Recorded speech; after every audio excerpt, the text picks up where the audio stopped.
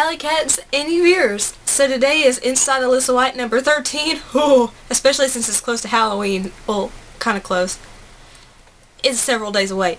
But still, 13. Woohoo. Or as I like to call it, IW. So, IW number 13.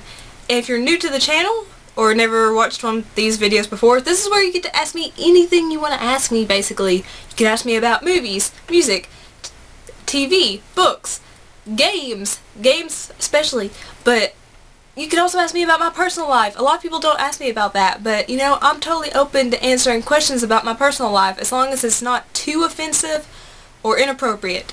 I will answer things about my personal life. But yeah, ask me anything, please. I love to answer questions, so ask them in the comment box down below. I love it, so just ask away. And the first 3 questions are by the awesome SNEStastic. The first question is, what are your top 5 PlayStation games across all 4 consoles? I'm going to assume you mean exclusives. If you don't mean exclusives, then oh well.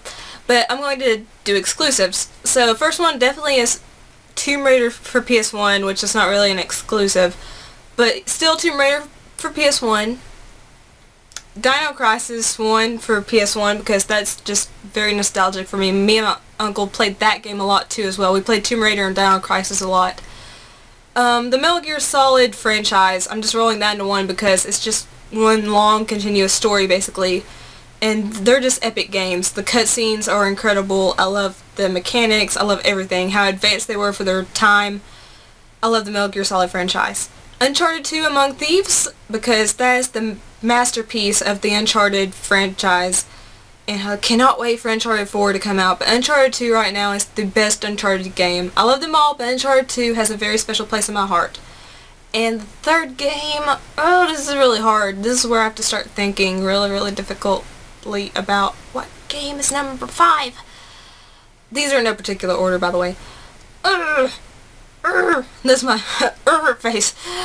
I'm going to have to say Kingdom Hearts. I really love Kingdom Hearts. It's just such an epic game. I'm a huge Disney freak. You should know that by now, but if you don't, I'm a huge Disney freak. I love RPGs, and I enjoy the Final Fantasy games, so it's perfect, and I love it. So those are my top 5 PlayStation games. 2. Are you interested in virtual reality such as Project Morpheus for PS4? No. Because I get motion sick fairly easily, and just Oculus Rift and Project Morpheus and all those other VR headsets just don't interest me. I'm not interested in actually being the character in a game. I'm not interested in physically having to make myself walk forward or backward or whatever, or look around. I'm perfectly content just sitting in my room playing on a beautiful big screen, not big screen, but a beautiful screen, pretending to be a character, not actually having to be the character. I'm perfectly happy doing that, so no, I'm not really interested in VR. But I know there's a ton of people that are, and that's perfectly fine. It's just I'd probably get really motion sick from it, and I'd probably get really tired of it within like 20 or 30 minutes. So that's just my opinion. And 3, he wants to know if I can tell him more about Patreon. He sees that I have an account, and he's seen that several YouTubers sign up for Patreon, but he's not sure what benefits there are for video makers. Okay, Patreon is basically like a Kickstarter for YouTubers. And I do have a Patreon if you're interested in visiting it. There's a link in the description box down below, but you're not pressured to it, okay? And basically you can pledge however much you want per month, $1 per month or more, whatever, to your favorite YouTubers so they can help their channels grow. And really right now I'm trying to save up money for a new computer, new editing software, and a new camera, because I really need all 3 of those. I know I have a crappy camera. I need a better camera for better audio and visual quality, but I just can't afford that right now, and I need better editing software so I can do cooler things in my videos, and again, I can't afford that right now. I have to edit with Windows Movie Maker, and I need a better computer just overall. So I'm trying to raise some money for that, but it's not going very well at the moment. But that's basically what Patreon is. It's like a Kickstarter for YouTubers. I can make a whole video dedicated to this. If you want me to, I can. But you basically just pledge however much you want per month to your favorite YouTubers, and they get the money, and hopefully they save it for what they're saying they're saving it for. And they also offer like backer exclusive goodies, which I actually need to update mine. But like you can offer, you know, special videos just for Patreon donators or supporters. You can offer to send out like surprise goodies if they donate like $25 or more. You can say you're going to send out a box of surprise goodies to them. You can have like a contest every month and draw a random supporter, whatever. You offer goodies like Kickstarter. So yeah, that's how it helps YouTubers, because you get money from your supporters to help you fund your channel, you know, basically help your channel grow or improve your channel, whatever. And then the supporters get exclusive goodies and they get to help out their favorite YouTubers, which I really do need to be more proactive with my Patreon. I know that. So I need to really kick that into high gear, so watch out for that. This question is by Raptr Anime. It is actually not a trolling question, but it says, if the world was to explode and everyone on the planet was to be obliterated, what game would be the game you would be playing while this is happening? Well, would I know about it beforehand? Because I want to pick the game so I can know what game to play beforehand, because I don't want to be playing some game I hate when the world is obliterated. But if I had the choice of what game to play, I'd probably play Mass Effect 2. Just because it's like one of my all-time favorite games. I love Mass Effect 2. I could play it over and over and over again. I've played it 3 times already. But I never go for the Renegade option. I'm always a Paragon, so it's not changing anything, but I still play it because I love it so much. So it'd be Mass Effect 2 if I had a choice and the world was obliterated. Mass Effect 2, because I definitely need to go out with a bang, and if I'm playing a sci-fi epic, that'd totally be me going out with a bang. So, yeah, that'd be it. And let me see, Scribble Sam Animation asks, if you had a chance, would you ever try one of those black burgers from Burger King in Japan? No, because those are made out of squid ink and something else, and it just sounds gross to me. I'm really picky with food, so I'm afraid to try new things, so no. I can't even eat the black Doritos. Well, they don't make them anymore, I don't think. But they used to make black and orange Doritos for Halloween, and just eating the black Doritos would make me feel queasy because I'm like, it's not the right color. So, no. I would totally not try the black burgers in Burger King in Japan, no. 2. Do you have any favorite Game Boy games? Yes. I loved basically all the Pokemon games that came out on the Game Boy systems. Pokemon Red's my favorite, of course, like I've said before. I love those games, and those were basically the only games I played on my Game Boy were the Pokemon games, because that was all that was really popular during my youth, actually. Like, Mega Man and stuff wasn't very popular, well, not here in my state, because Alabama's a weird state. But I mostly just played Pokemon, so all the Pokemon games that came out on the Game Boy were definitely my favorites. 3. Which consoles do you find underrated and or overrated? Underrated consoles? Definitely the GameCube is one, because it's such an amazing console. Like, I just got one not too far back. It was around my birthday. It was a birthday present from my uncles. And I never realized how amazing of a console it was. And I totally just swept it under the rug, basically, until I actually got one. And I realized how amazing it is, how great the graphics look. And I love it. I love the GameCube. I love the controller for the GameCube as well. It's an amazing controller. So I think definitely the GameCube is an underrated console. And overrated consoles, I would have to say probably, it's really hard for me to say a console is overrated, just because, I mean, there's always great games on every console, and there's always crappy games on every console, and each console has its pros and cons, so I can't really say one's overrated, because there's always going to be people that enjoy that console. But there's definitely some that get underlooked, you know, they're not appreciated as much as they should be, and I feel like the GameCube is one. I feel like the Wii U is one. I don't have a Wii U. I'd love to have a Wii U, but I just can't afford that right now. But the Wii U definitely, I think, is underrated among people that don't own one, because people that own one, everyone I know that owns one loves their Wii U. And it's kind of like Nintendo consoles are swept under the rug if they're not handheld. But yeah, definitely the GameCube is underrated in my opinion, and the Wii U, I think, is underrated. Okay, last question. If you had by him. If you had a choice between an Xbox One, a TigerGame.com, an R-Zone, a Philips CDI, or a cheap Wii ripoff, which would you choose? I'd go with the Xbone, just because there's several games I want to play on it. Rise of the Tomb Raider is a exclusive on it, and I really want to play that before the exclusivity deal is up. And I mean, there's console exclusives on, I can't talk anymore, that I want to play, like Dead Rising 3 and Sunset Overdrive, and you know, there's some other games that aren't coming to mind right now, but I know that they're exclusives for the console, like Scalebound by Platinum Games. That looks incredible. I want to play the Master Chief Collection so I can maybe try to get into Halo. There's just so many games, and I do want the X-Bone just because I have several friends that have them, that have that console, and I want to play with them, but I can't. I love my PS4, but I want an X-Bone really, really badly, and I call it an X-Bone instead of Xbox One. So yeah, X-Bone. X-Bone. Southern. Next question is from such a sweet person, Queenie, who is relatively new. I think you've been subscribed to my channel for a couple months or so.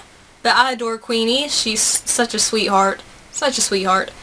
And this is her first time asking me questions. Seriously, I can't talk right now. I don't know what it is. But anyway, how and where do I see myself in the future? You know, I used to have my future all planned out.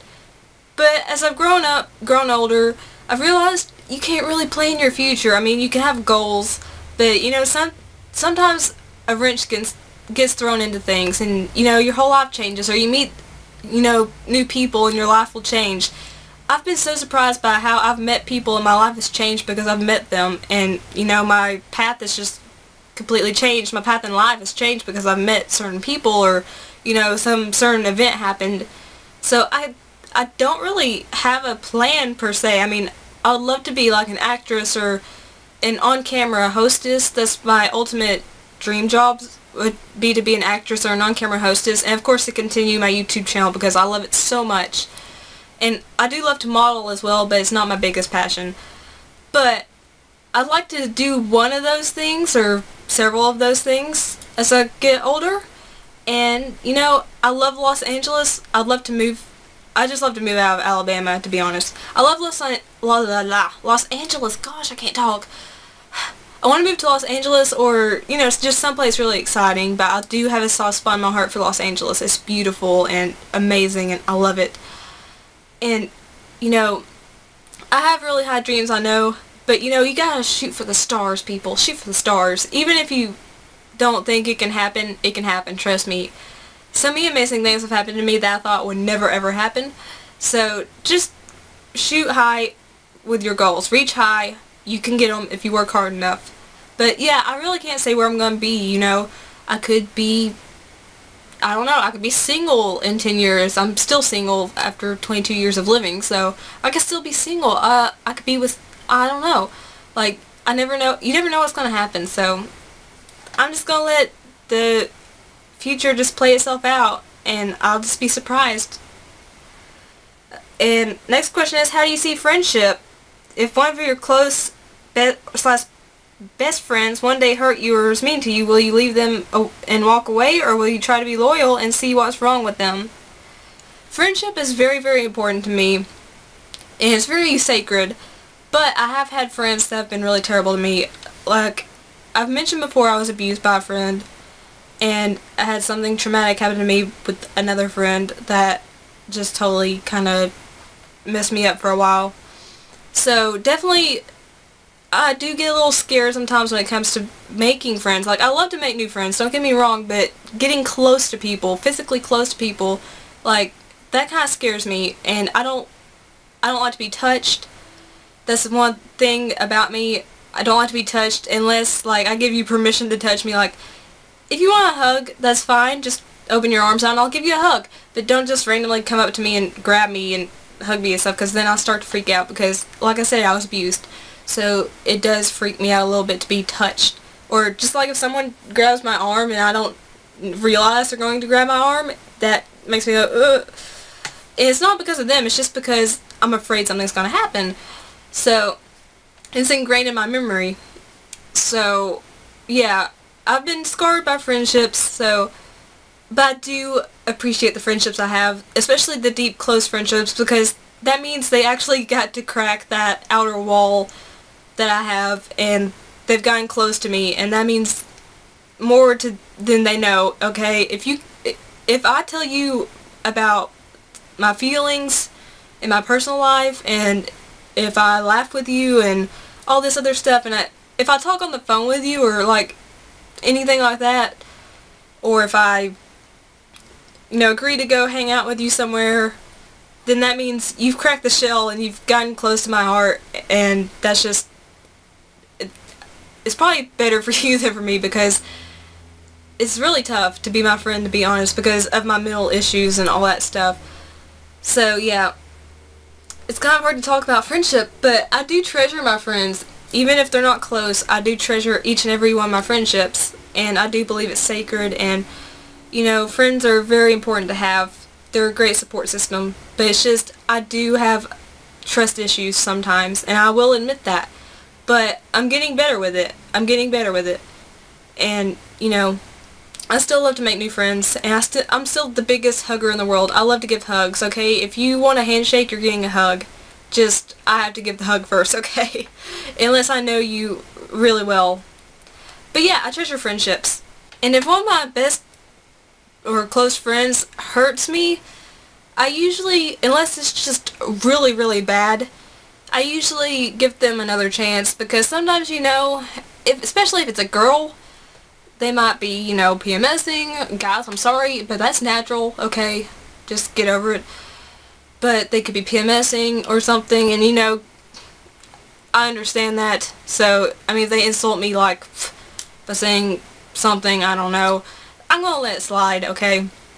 But if it's something bad, like someone physically grabs me and hurts me, or, you know, something like that, or if they insult me really, really badly, then usually I will cut the cord and walk away, because I've learned, because of what happened in the past to me, that, you know, get away from toxic situations.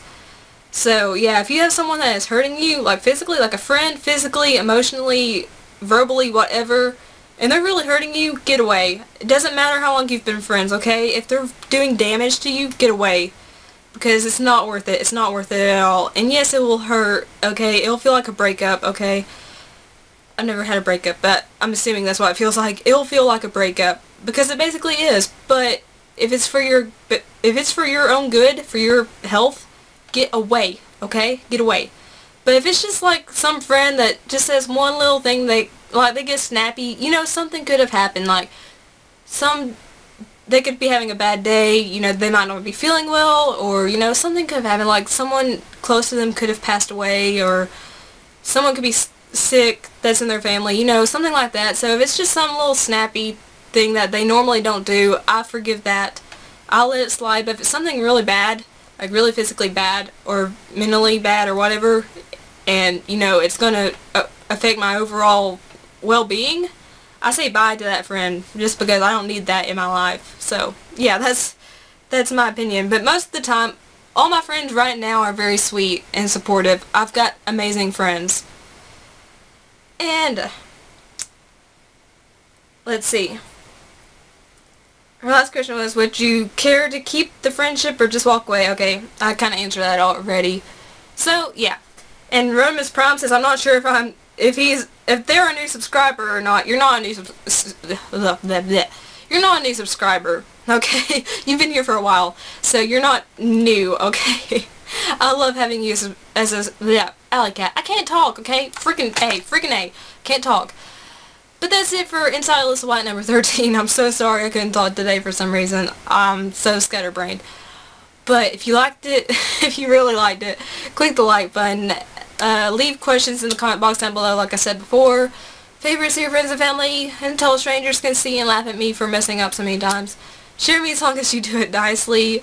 And subscribe to become an Alycat and see more random videos of just random stuff, because I'm random and weird. I'm really tired. That's probably why I can't talk. I'm really tired. I'm exhausted. Anyway, I love each and every one of you so much. Peace and kisses. Bye.